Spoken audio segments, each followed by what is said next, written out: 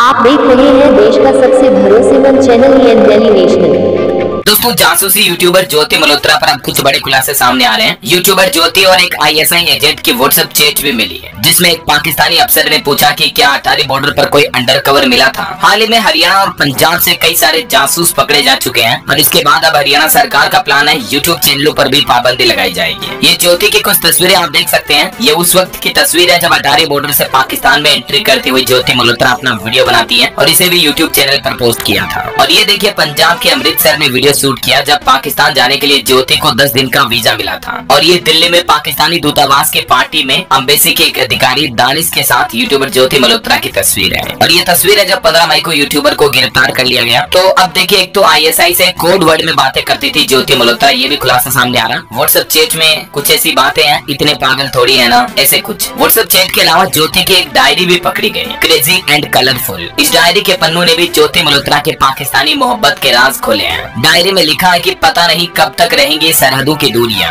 और भी ज्योति की डायरी से कई बातें पता चली, आगे मैं आपको बताऊंगा। और पकड़े जाने के बाद एक और लाइन डायरी में पाई गई, सविता घर का ख्याल रखना, आई लव यू। तो ज्योति मल्होत्रा की डायरी में लिखे इस मैसेज को भी जांच एजेंसियां कोड वर्ड के रूप में शक लेकर अब इसकी जांच कर रही है। क्या ज्योति मल्होत्रा के ट्रेवल व्लॉग को रेकी टूल की तरह इस्तेमाल कर रही थी आईएसआई? आखिर जांच का दायरा कैसे बढ़ा? व्लॉगर या जासूस? ज्योति की जांच में अब तक क्या क्या नए खुलासे सामने आए, आइए थोड़ी डिटेल जानकारी देखते हैं विस्तार से। इनके पिता का भी कहना है कि जब ये पाकिस्तान गई थी तो दिल्ली जाने का बोलकर गई थी। और ज्योति के पिता ने कहा कि उनकी बेटी ने कभी नहीं बताया कि वो क्या करती है। यहाँ तक कि आज तो उनके पिता मीडिया में एक इंटरव्यू के दौरान बोले, मुझे शर्म आ रही है, पता होता तो मैं पाकिस्तान जाने ही नहीं देता। अभी यूट्यूबर ज्योति मल्होत्रा से मिलिट्री इंटेलिजेंस, एनआईए और आईबी भी पूछताछ कर रही है। उनकी बैंक खातों की भी जांच हो रही है कि कहीं उन्हें अवैध फंडिंग तो नहीं मिल रही थी कहीं से। ज्योति के अलावा भी कई सारे ऐसे यूट्यूबर जो गिरफ्तार हुए हैं, जिनमें से कुछ को पाकिस्तान ने लड़कियों से दोस्ती का लालच देकर पाकिस्तानी जासूस बनाया। और ज्योति मामले में तो एक खुलासा ये भी आ रहा कि एक नहीं बल्कि 3 बार पाकिस्तान में ज्योति को वीआईपी ट्रीटमेंट मिला था। दानिश से रिश्ते पर भी अब ज्योति मल्होत्रा ने क्या कहा, ये भी देखेंगे। और दोस्तों, अब यूट्यूबर ज्योति को एनआईए ने जो हिरासत में लिया है, तो उनसे टेरर कनेक्शन में पूछताछ हो रही है, क्योंकि ज्योति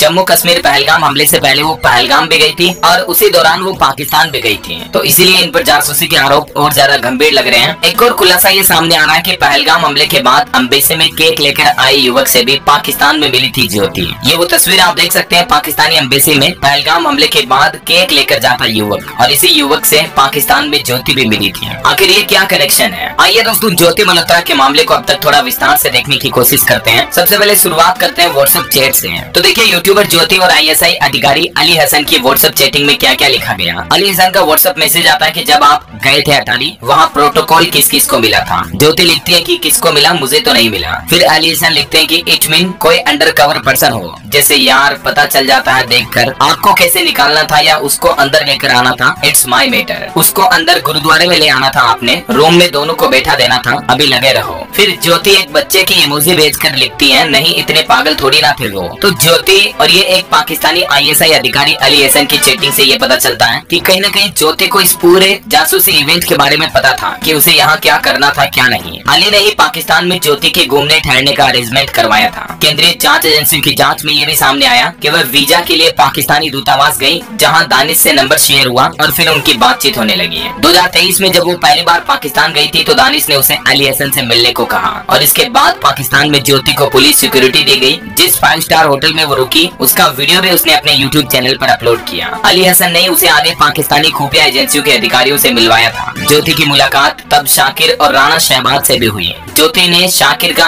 मोबाइल नंबर ले लिया, उसके मोबाइल में किसी पाकिस्तानी के नंबर पर शक न हो, इसलिए उसे जट रंधावा के नाम से सेव कर लिया अपने फोन में। भारत लौटने के बाद उसने पाकिस्तानी खुफिया एजेंसियों के लिए काम करना शुरू कर दिया। वह व्हाट्सएप, स्नैपचैट और टेलीग्राम समेत दूसरे माध्यमों के जरिए उन्हें खुफिया जानकारियां भेजने में लग गई। देखिए किस तरह से देश के साथ गद्दारी करने लगी ज्योति। आईएसआई एजेंट के साथ वो कोड वर्ड में बातें करती थी। व्हाट्सएप चैट में कई और नए खुलासे हुए हैं। इसके अलावा जो ज्योति की डायरी मिली है, उसमें लिखा है कि पता नहीं कब तक रहेंगी सरहदों की दूरियां। यूट्यूबर ज्योति मल्होत्रा के घर से जो डायरी मिली है, इस डायरी में भी दोस्तों उसने पाकिस्तान को लेकर कई चौंकाने वाली जानकारियां लिखी हुई है। डायरी के पन्नों पर उसने अपने मन का भाव भी लिखा है। ज्योति विदेश यात्राओं पर जाने से पहले पूरा होमवर्क करती थी। देश विदेश से संबंधित सभी तरह की जानकारी अपनी डायरी में नोट करके रखती थी। इस डायरी के करीब 10 पन्नों पर इसी तरह के नोट्स बनाए गए हैं और 3 पेजों पर पाकिस्तानी यात्रा का भी जिक्र है। 8 पेजों पर अंग्रेजी में लिखा है, जबकि पाकिस्तान के बारे में 3 पेजों पर हिंदी में लिखा है। महाभारत, रामायण, ब्राह्मण, क्षत्रिय, ईसवी, रजिया, सुल्तान, कुतुब मीनार जैसे शब्द भी इसकी डायरी से पाए गए। ये कोड वर्ड की भाषा के शब्द भी हो सकते हैं, तो इस पर भी जांच एजेंसी आप जांच कर रही है। वहीं विदेशों के बारे में ऐसी जानकारी है जिसमें तकनीकी शब्द प्रयोग किए गए हैं। कुछ पन्नों पर यात्रा का खर्च का भी जिक्र है। ज्योति ने पाकिस्तान को लेकर इस डायरी में लिखा है कि पाकिस्तान से 10 दिन का सफर तय करके आज आ गई हूँ अपने देश इंडिया भारत। इस दौरान पाकिस्तान के आवाम से काफी मोहब्बत मिली। हमारे सब्सक्राइबर फ्रेंड्स भी हमसे मिलने आए। लाहौर घूमने के लिए मिला। 2 दिन का वक्त काफी कम था। सरहदों की दूरियां पता नहीं कब तक बरकरार रहेगी, पर दिलों में जो गिले शिकवे हैं वो मिट जाएं। हम सब एक ही धरती एक ही मिट्टी के हैं। अगर ऐसा कुछ हो जिसको वीडियो में शेयर न किया हो तो आप बेझिझक मुझे कमेंट में पूछ सकते हैं। अब दीजिए इजाजत पाकिस्तान की सरहद यहीं तक की। इस डायरी में भारत पाकिस्तान बंटवारे का दर्द भी उजागर किया हुआ है। ज्योति ने लिखा कि रिक्वेस्ट है कि पाकिस्तान गवर्नमेंट इंडियंस के लिए भी और भी गुरुद्वारे और मंदिरों के रास्ते खोले, सहूलियत पैदा करें कि हिंदू लोग भी वहाँ विजिट कर पाए, वहाँ के मंदिरों को भी प्रोटेक्ट करें और अपनी फैमिली जो 1947 में बिछड़ गई थी जिन परिवारों की, उनसे भी मिल पाए। पाकिस्तान की बस के बारे में जितना कहो उतना कम,